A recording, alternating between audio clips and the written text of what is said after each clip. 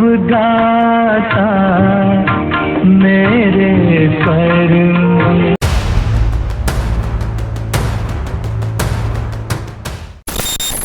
संगीत सरहदों और समय को पार कर सीधे इंसान की रूह में उतरने की ताकत रखता है, लेकिन इतिहास में ऐसे पल बहुत कम आए हैं जब किसी साधारण से फिल्मी गीत ने देश के सबसे ताकतवर इंसान को भी सबके सामने फूट फूट कर रोने पर मजबूर कर दिया हो।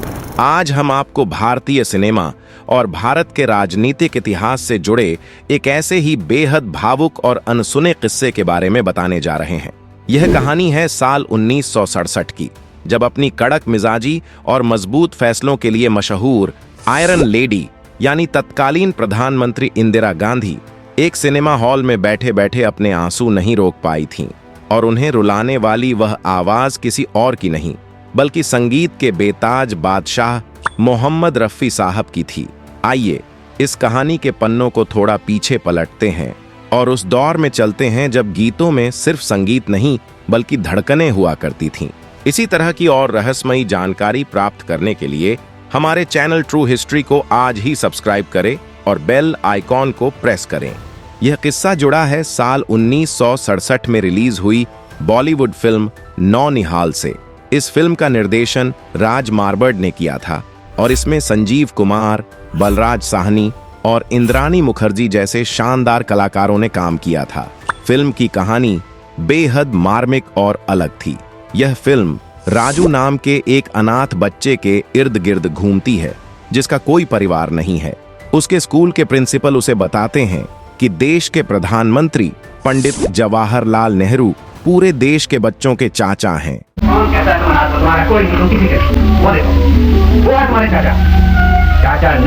यह सुनकर उस मासूम बच्चे के मन में यह बात बैठ जाती है कि अगर उसका दुनिया में कोई नहीं है तो क्या हुआ, उसके चाचा नेहरू तो हैं। वह बच्चा अपने चाचा से मिलने के लिए एक लंबी और मुश्किलों भरी यात्रा पर निकल पड़ता है और किसी तरह दिल्ली पहुंच जाता है, लेकिन नियति को कुछ और ही मंजूर था। जिस दिन वह बच्चा दिल्ली पहुंचता है उसी दिन उसे पता चलता है कि उसके प्रिय चाचा नेहरू अब इस दुनिया में नहीं रहे। यह फिल्म का वह मोड़ था जहां दर्शकों की आंखें नम हो जाती हैं। फिल्म के इस सबसे अहम और दुखद हिस्से के लिए एक ऐसे गीत की जरूरत थी जो पंडित नेहरू को एक सच्ची और भावभीनी श्रद्धांजलि दे सके। यह कोई साधारण गीत नहीं होने वाला था। यह एक ऐसे नेता की विदाई का गीत था जिसे पूरा देश प्यार करता था। इस भारी जिम्मेदारी को निभाने के लिए उस समय के 3 सबसे महान फनकारों को एक साथ लाया गया। गीतकार कैफी आजमी अपनी गहरी और अर्थपूर्ण शायरी के लिए मशहूर। दीवाना वार चांद से आगे निकल गए, ठहरा न दिल कहीं भी तेरी अंजुमन के बाद। संगीतकार मदन मोहन, गजलों और दर्द भरे संगीत के बादशाह गायक मोहम्मद रफी, वह आवाज जिसमें हर जज्बात को जीवंत करने का जादू था।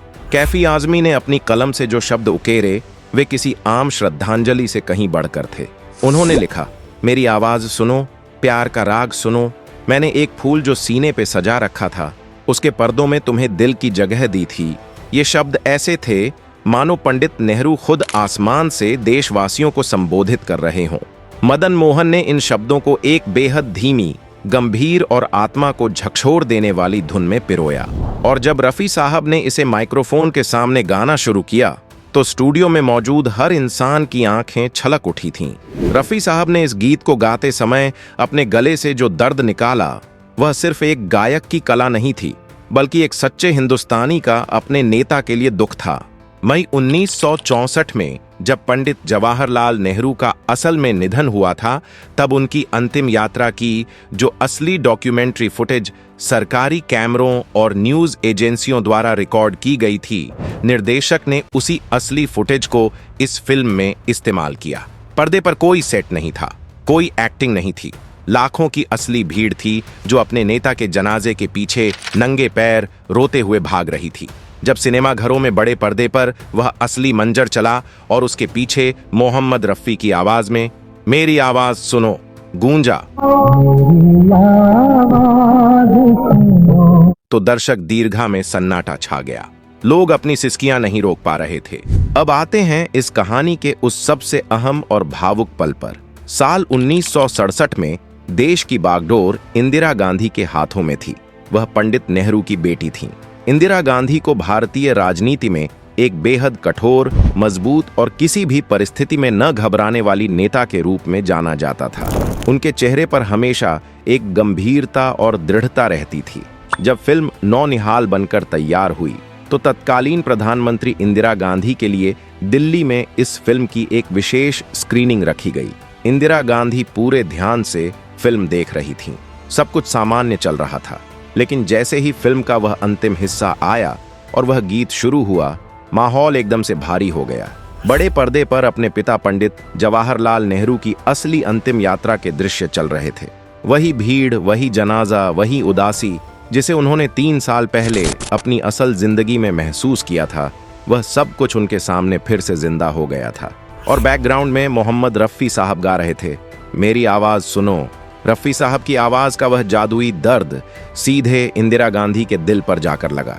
उस अंधेरे सिनेमा हॉल में बैठी वह महिला उस पल देश की प्रधानमंत्री नहीं थी।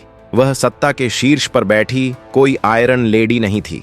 उस पल वह सिर्फ और सिर्फ एक बेटी थी जिसने अपने पिता को खो दिया था। पिता के अंतिम दर्शन के दृश्यों और रफ़ी साहब की उस रूहानी आवाज ने उनके मन के भीतर बने धैर्य के उस बांध को तोड़ दिया। कहा जाता है कि इंदिरा गांधी अपने आंसू नहीं रोक पाईं। उनके गालों पर आंसू लगातार बह रहे थे और वह बुरी तरह भावुक हो गई थीं। मोहम्मद रफ़ी साहब की गायकी ने देश की सबसे ताकतवर हस्ती के दिल की गहराइयों को छू लिया था और उन्हें एक साधारण बेटी के रूप में रुला दिया था। यह किस्सा इस बात का सबसे बड़ा प्रमाण है कि मोहम्मद रफ़ी साहब सिर्फ एक गायक नहीं थे, बल्कि वह भावनाओं के जादूगर थे। उनकी आवाज में एक ऐसी तासीर थी जो सीधे इंसान की आत्मा से जुड़ जाती थी। चाहे शम्मी कपूर के लिए गाया गया कोई ऊर्जा से भरा गीत हो या दिलीप कुमार के लिए गाया गया कोई गंभीर नगमा, रफ़ी साहब हर गीत में उस किरदार की जान डाल देते थे। मेरी आवाज सुनो गीत में रफ़ी साहब ने जिस तरह से अपनी आवाज को धीमा, भारी और दर्द से भरा रखा है, वह कोई आम गायक नहीं कर सकता। बिना किसी बनावट के सिर्फ अपने सुरों से किसी के मन के बंद दरवाजों को खोल देना और उसे रोने पर मजबूर कर देना, यह रफ़ी साहब की कला का ही कमाल था। कैफी आज़मी के बोल बहुत भारी थे, लेकिन अगर उन शब्दों को रफ़ी साहब की वह आवाज नहीं मिलती तो शायद वह गीत इतिहास के पन्नों में इतना अमर नहीं हो पाता। आज पंडित जवाहरलाल नेहरू हमारे बीच नहीं है। इंदिरा गांधी, मदन मोहन, कैफी आज़मी और स्वयं मोहम्मद रफ़ी साहब भी इस दुनिया को अलविदा कह चुके हैं, लेकिन वह गीत और उसके पीछे जुड़ी यह भावुक कहानी आज भी जिंदा है। यह कहानी हमें बताती है कि सच्चे संगीत में कितनी ताकत होती है। नौनिहाल का यह गीत सिर्फ एक गाना नहीं, बल्कि एक बेटी के आंसुओं का ऐतिहासिक दस्तावेज है। अगर आप एकांत में रफ़ी साहब की यह आवाज सुनेंगे तो खुद समझ जाएंगे कि आखिर क्यों उस दिन एक प्रधानमंत्री भी अपने आंसू नहीं रोक पाई थीं। अगर आपको यह अनसुना किस्सा पसंद आया हो तो वीडियो को लाइक और शेयर जरूर करें। ऐसी ही शानदार कहानियों के लिए हमारे चैनल को आज ही सब्सक्राइब कर लें। अपना और अपनों का खूब ख्याल रखें। जय हिंद।